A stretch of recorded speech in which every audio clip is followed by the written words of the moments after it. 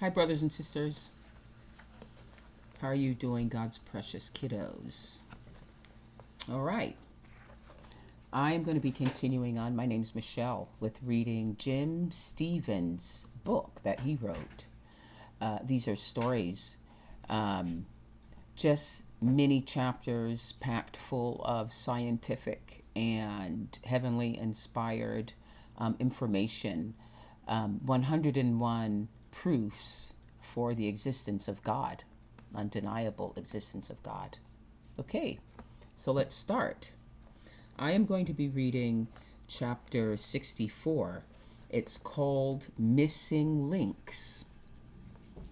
I'm sure you have heard of the term missing link and understand that it refers to missing fossils in the fossil record that would show the transitional stages between certain species according to the theory of evolution.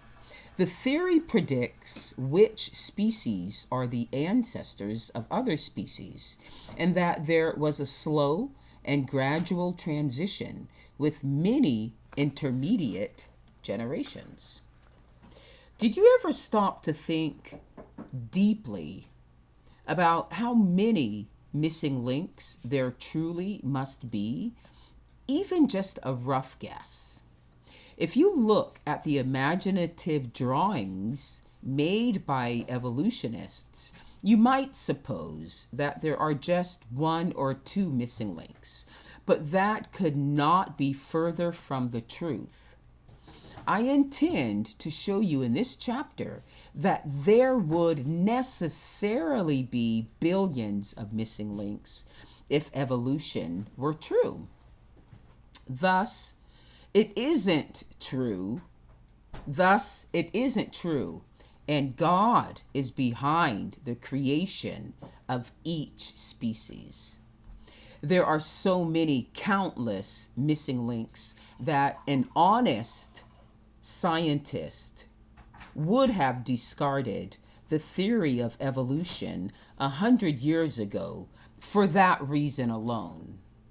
But they have clung to a God-denying ideology while still claiming to be scientific against all this evidence. I suggest you refer to the Wikipedia page of missing links, which they call transitional fossils. Many of the so-called missing links are just drawings. Did you get that? There is no proof that they existed. There is no fossil. How could an honest scientist call a drawing a transitional fossil if it has never been found? A drawing is not a fossil, and it certainly is not a missing link, and it is not scientific. We're talking about drawings. They base these drawings, the scientists base these drawings mostly on their imaginations because all they have are a few bones and no complete skeletons. Go down the page of so-called missing links, take out the illustrations, and then count how many are incomplete, inconclusive, speculative, or controversial. That is not evidence, and it is not good science. Let's take a simple example of evolving from a monkey's foot to a man's foot. Evolution is supposed to take place by slow, gradual mutations over many generations, and natural selection acts on the results to weed out the new species or feature what that is the fittest. I previously wrote chapters, says Jim, on the truth about mutation, and that is proof for the existence of God in this book, number 27. It talks about mutation. It's fascinating. And natural selection. That is proof in this book, number 35. and showed these processes are, these chapters, Jim is saying, they show that these processes are a fail, and will not work. But let's just suppose, for the sake of this chapter, that they did work as that they were theorized. What would you get? I contend there would have to be millions upon millions of fossils, which we don't have, and therefore these are missing links. There are just too many missing links everywhere. We can't call evolution a reasonable theory. We just can't. Using a slow and gradual transition, exactly how many intermediate foot shapes are needed to get from an ape foot to a human foot? Let's see if I can get this picture here. Okay. Right. See? This is the ape foot. It's not very clear. It'll show you much better once you get your own book. There's the human foot over here. Whoop. There. Okay. Yeah, the diagram here is just really amazing. All right. So reading again, using a slow and gradual transition, exactly how many intermediate foot shapes are needed to get from an ape foot to turn into a human foot? The exact number is certainly higher than 10 or 20, don't you think? Note that the shape of the feet are different. The toes are different, especially the big toe. The heels are different, and the ankle has to have changed a lot because a human walks upright. For each small change in the foot, according to evolution theory, there was a living being with that type of foot who produced descendants. It seems there would necessarily have been a male and a female at each incremental stage. Also, very likely, there had to be more than one generation for each small change. Every one of those living beings with a transitional foot could have been fossilized like any ape or human that did get fossilized. So where are they? None have been found. Therefore, they must all be considered missing links, right? Just considering the foot alone, there have to be many generations of missing links. Now, think about other parts of the ape body transitioning to the human body. Consider the pelvis. And there are many, many intermediate stages to transition through in the pelvic area to be able to walk upright. Wow.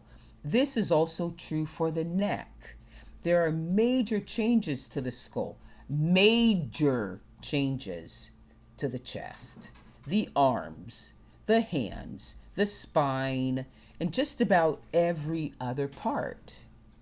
For an ape ancestor body to be modified into that of a human body, there are going to be thousands upon thousands of changes. Therefore, there are thousands upon thousands of generations of missing links, not just one or two individuals.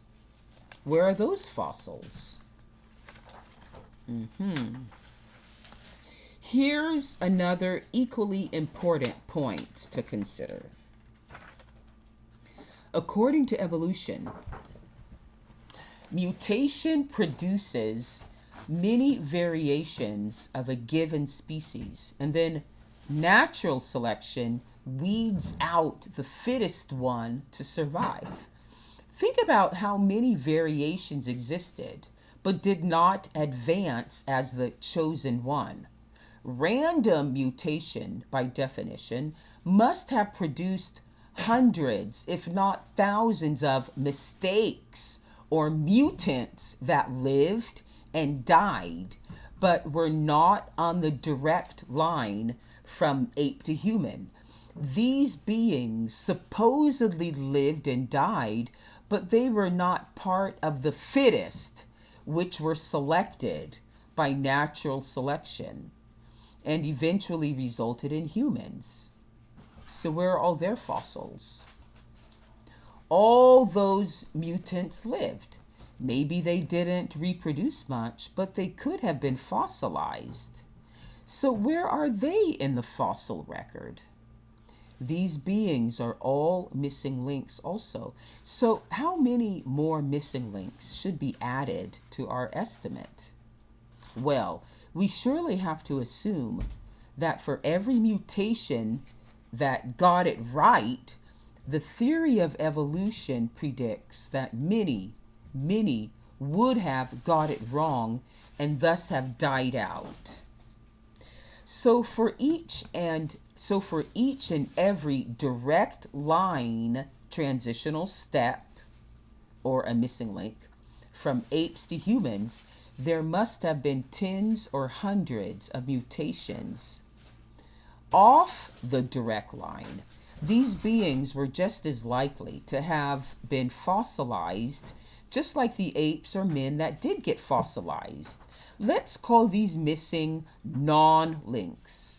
They are definitely missing, but they are not on the direct chain or lineage from apes to humans.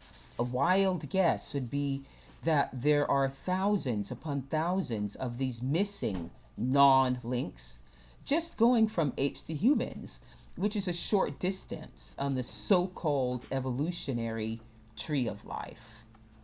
So far, I have talked about missing links and missing non-links between apes and humans, but evolution supposedly explains the transition from every species to every other species.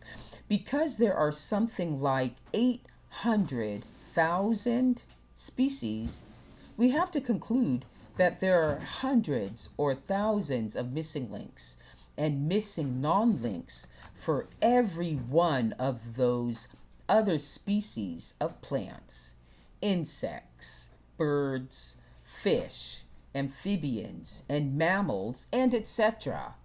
Otherwise, evolution is not true. How many missing links are there? I originally said billions. Can you see where I got that estimate?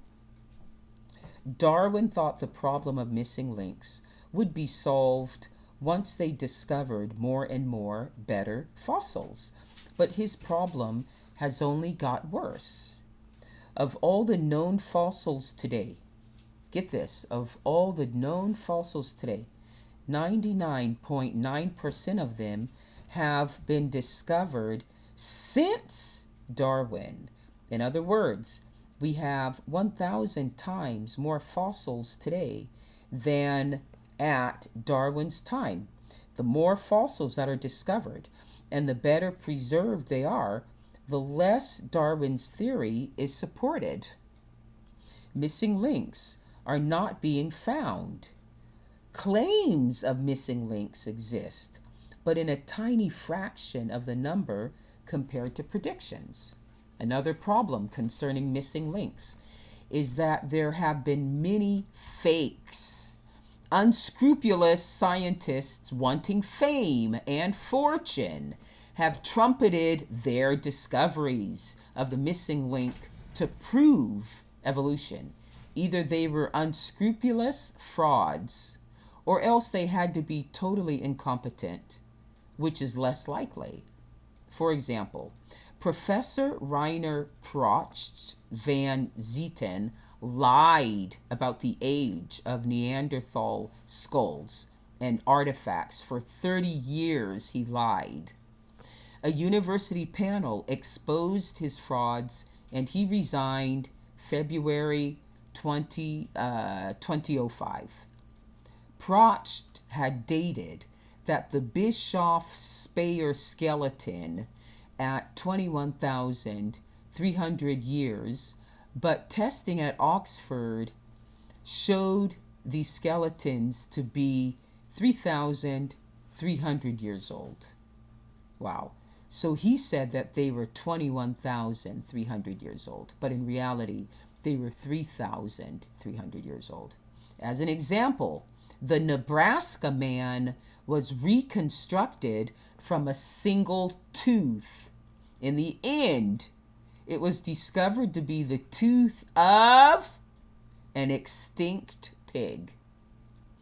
The Piltdown man was falsified with a human skull and an ape-like jaw. Heidelberg man has long been controversial, coming under a lot of skepticism more recently. Peking man was pieced together from a collection of bones and fragments. So, from 1921 to 1966, unearthed Peking man fossils were six nearly complete crania or skull caps, 19 large fragments of skulls, numerous small fragments of skulls, 15 incomplete mandibles, 157 isolated teeth, 3 pieces of humerus, 1 clavicular, 1 lunate, and a tibia.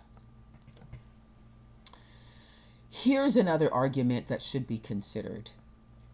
Suppose someone someday does claim to have dug up another missing link.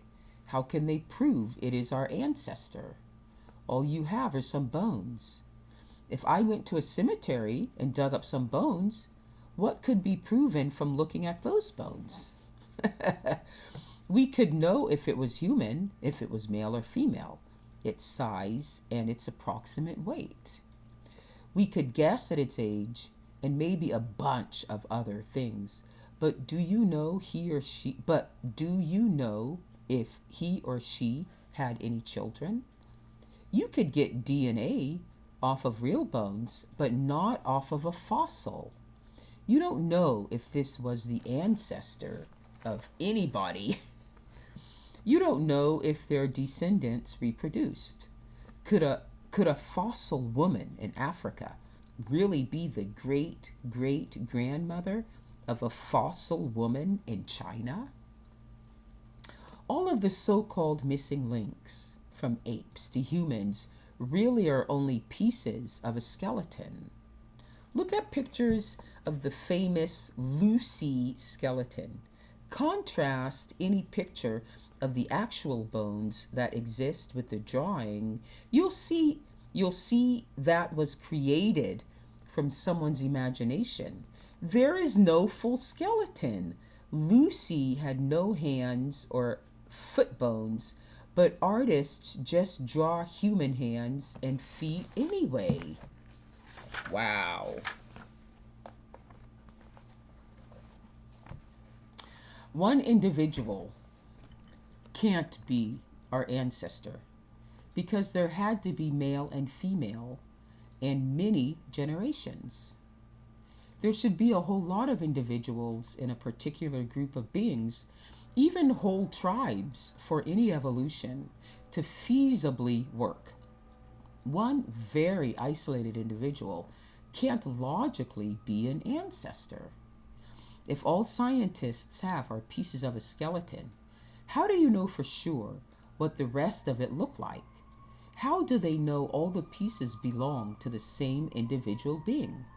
They are only guessing. And we know we can't trust that because of all the hoaxes that have already been passed off as real. If these pieces were really human fragments and they truly survived for millions of years, how come there are not thousands of other pieces that also survived those millions of years? The Earth should be covered with human remains and missing links.